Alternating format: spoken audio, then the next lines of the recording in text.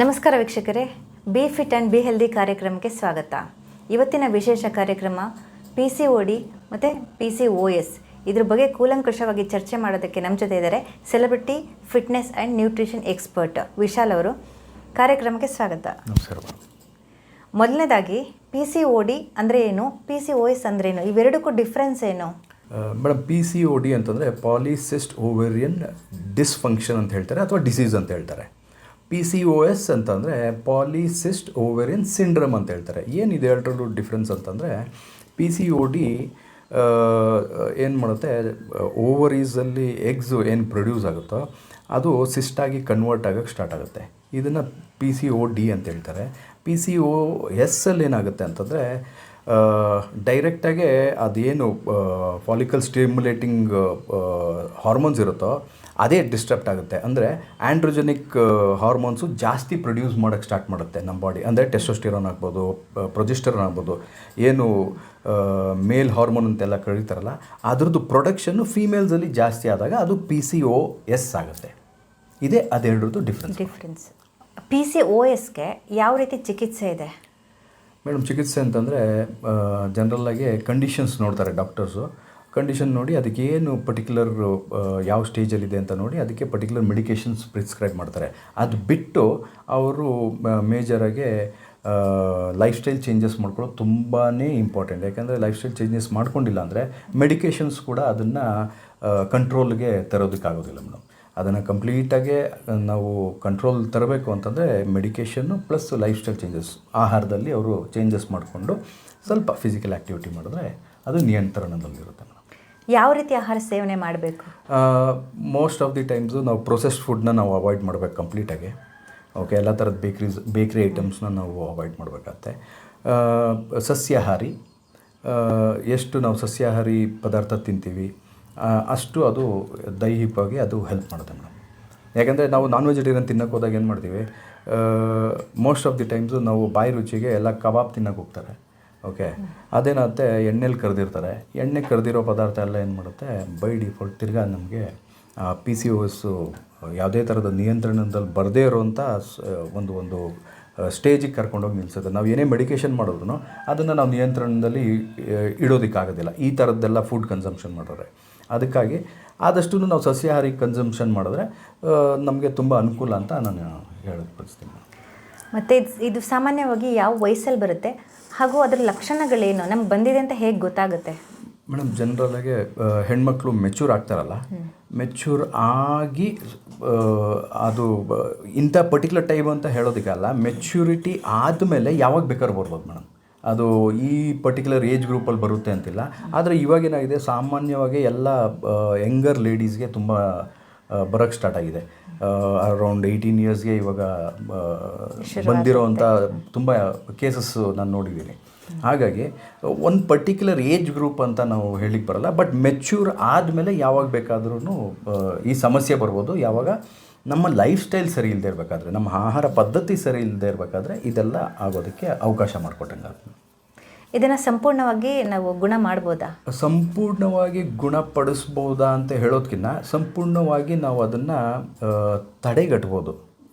ಮುಂಚಿತವಾಗೇ ತಂದೆ ತಾಯಿಗಳು ಯಾವಾಗ ಹೆಣ್ಮಕ್ಳು ಮೆಚ್ಯೂರ್ ಆಗ್ತಾರೋ ಆವಾಗಿಂದನೇ ಅವ್ರಿಗೆ ಒಂದು ಗೈಡೆನ್ಸ್ ಕೊಟ್ಕೊಂಡು ಯಾವ ಥರ ನಾವು ಆಹಾರ ತಿನ್ನಬೇಕು, ಯಾವ ಥರ ಫಿಸಿಕಲ್ ಆ್ಯಕ್ಟಿವಿಟಿ ಇರಬೇಕು, ನಮ್ಮ ದಿನಚರಿ ಹೇಗಿರಬೇಕು, ಇದನ್ನೆಲ್ಲ ಹೇಳ್ಕೊಳ್ತಾ ಬಂದರೆ ಅವ್ರು ಯಾವುದೇ ಕಾರಣಕ್ಕೂ ಈ ಥರ ಬ್ಯಾಡ್ ಫುಡ್ ಹ್ಯಾಬಿಟ್ಸ್ಗೆ ಅವರು ಅಡಿಕ್ಟ್ ಆಗೋಲ್ಲ. ಔಟ್ಸೈಡ್ ಜಂಕ್ ಫುಡ್ ಆಗ್ಬೋದು, ಸ್ಟ್ರೀಟ್ ಫುಡ್ ಆಗ್ಬೋದು, ಇದಕ್ಕೆಲ್ಲ ಅಡಿಕ್ಟ್ ಆಗೋಲ್ಲ. ಆ ಥರ ಇದ್ದಾಗ ನಾವು ಅದನ್ನ ಸಂಪೂರ್ಣವಾಗಿ ತಡಿಬೋದು. ಇಲ್ಲ ಅಂತಂದರೆ ನಾವೇನು ಮಾಡ್ಬೋದು ಅಂತಂದರೆ, ಬಂತು ಅಂತಂದರೆ ನೀವೇನು ಮಾಡೋಕ್ಕಲ್ಲ, ಸ್ಟೇಜ್ ವೈಸು ಡಾಕ್ಟರ್ಸು ಡಿಸೈಡ್ ಮಾಡ್ತಾರೆ ಯಾವ ಸ್ಟೇಜ್ ಇದ್ದರೆ ಯಾವ್ಯಾವ ಥರ ಮೆಡಿಕೇಷನ್ಸ್ ಕೊಡಬೇಕು ಅಂತ. ಅದು ಬಿಟ್ಟು ನಾನು ಹೇಳಿದಾಗೆ ಲೈಫ್ ಸ್ಟೈಲ್ ಚೇಂಜಸ್ಸು, ಊಟದ್ದು ಎಲ್ಲ ಥರದ್ದು ನಾವು ಚೇಂಜಸ್ಸು, ನಾವು ಏನು ತಿಂತೀವಿ ಅನ್ನೋದನ್ನ ಫುಲ್ಲಾಗಿ ಚೇಂಜಸ್ ಮಾಡ್ಕೊಂಡು ಅದ್ರ ಜೊತೆ ಒಂದು ಸ್ವಲ್ಪ ಫಿಸಿಕಲ್ ಆ್ಯಕ್ಟಿವಿಟಿನ ಆ್ಯಡ್ ಮಾಡಿಕೊಂಡ್ರೆ ಕಂಪ್ಲೀಟಾಗಿ ಅದನ್ನ ನ್ಯೂಟ್ರಲೈಸ್ ಮಾಡ್ಬೋದು, ಬ್ಯಾಲೆನ್ಸ್ ಮಾಡ್ಬೋದು.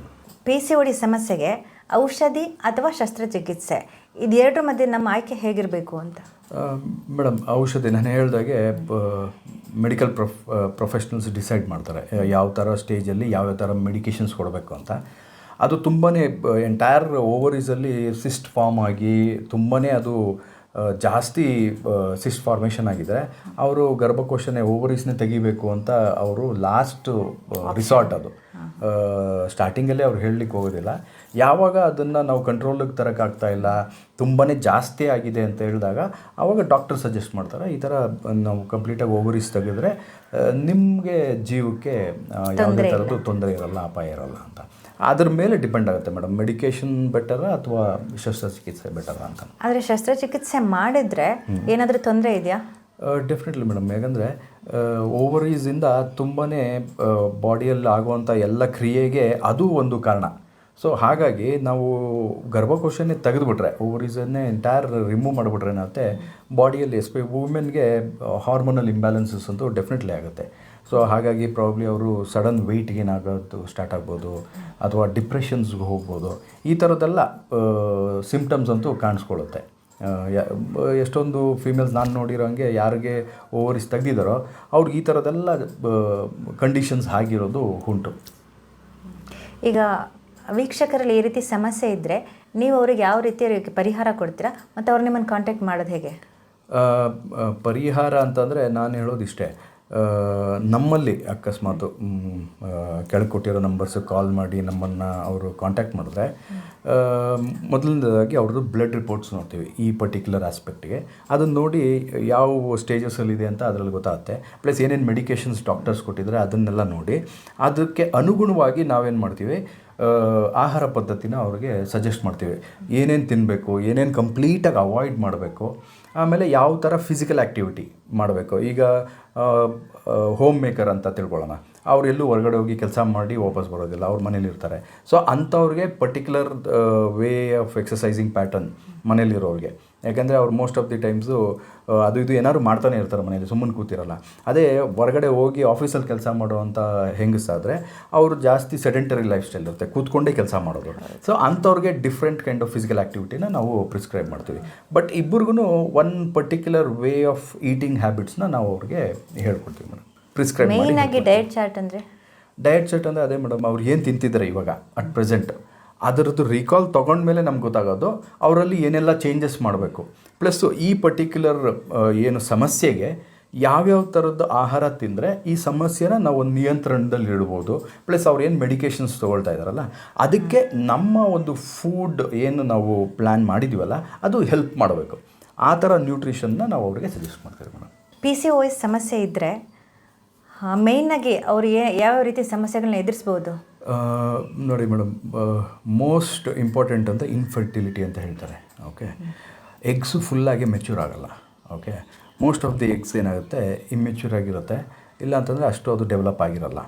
ಈ ಕಾರಣದಿಂದ ಅವ್ರು ಯಾವುದೇ ಥರ ಅವರು ತಾಯಿ ಆಗೋದಕ್ಕೆ ಅವ್ರಿಗೆ ಅವಕಾಶ ಸಿಕ್ಕೋದಿಲ್ಲ. ಸೊ ಇದು ಮೋಸ್ಟ್ ಇಂಪಾರ್ಟೆಂಟ್ ಆಸ್ಪೆಕ್ಟ್ ಆಗುತ್ತೆ. ಇದು ಬಿಟ್ಟು ಸಡನ್ ವೆಯ್ಟ್ ಗೇನ್ ಆಗೋದು, ಓಕೆ, ಅದಾದಮೇಲೆ ಡಯಾಬಿಟಿಸ್ ಕೂಡ ಬರುತ್ತೆ. ಇದಕ್ಕೆ ಒನ್ ಆಫ್ ದಿ ಕನೆಕ್ಟಿವ್ ಏನು ಹೇಳ್ಬೋದು, ವೇಸ್ ಅಂತ ಹೇಳ್ಬೋದು. PCOS ಇರೋರಿಗೆ ಎಕ್ಸ್ಟ್ರೀಮ್ ಲೆವೆಲಲ್ಲಿ ಅದು ಹೋಗ್ತಾ ಡಯಾಬಿಟೀಸ್ ಕೂಡ ಕನ್ವರ್ಟ್ ಆಗ್ಬೋದು. ಆಮೇಲೆ ಮೇಲ್ ಪ್ಯಾಟರ್ನ್ ಬಾಲ್ಡ್ನೆಸ್ ಅಂತ ಹೇಳ್ತಾರೆ. ಸೊ ಅದು ಎಕ್ಸಸ್ ಆ್ಯಂಡ್ರೋಜನ್ ಪ್ರೊಡಕ್ಷನ್ ಆಯಿತು ಅಂತ ನಾನು ಹೇಳಿದ್ನಲ್ಲ, ಟೆಸ್ಟೋಸ್ಟಿರೋನ್ ಪ್ರೊಜೆಸ್ಟರೋನ್ ಎಲ್ಲ ತುಂಬ ಎಕ್ಸೆಸಿವ್ ಆಗಿ ಪ್ರೊಡ್ಯೂಸ್ ಆಗ್ತಾಯಿದ್ರೆ, ಎಷ್ಟು ಬೇಕೋ ಮಾತ್ರ ಅದಕ್ಕಿಂತ ಜಾಸ್ತಿ ಆಯಿತು ಅಂದಾಗ ಮೇಲ್ ಪ್ಯಾಟರ್ನ್ ಬಾಲ್ಡ್ನೆಸ್ ಅಂತ ಹೇಳ್ತಾರೆ, ಇದಾಗುತ್ತೆ. ಆಮೇಲೆ ದೇಹದ ಮೇಲೆ ತುಂಬ ಕೂದಲು ಜಾಸ್ತಿ ಬರೋದಕ್ಕೆ ಸ್ಟಾರ್ಟ್ ಆಗುತ್ತೆ. ಅದು ಇಲ್ಲಿ ಮೀಸೆ ಆಗ್ಬೋದು, ಗಡ್ಡ ಆಗ್ಬೋದು, ಅಥವಾ ಬೆನ್ನ ಮೇಲೆ ಆಗ್ಬೋದು, ಕೈಕಾಲ ಮೇಲೆಲ್ಲ ತುಂಬ ಜಾಸ್ತಿ ಕೂದಲು ಬರೋದಕ್ಕೆ ಸ್ಟಾರ್ಟ್ ಆಗುತ್ತೆ.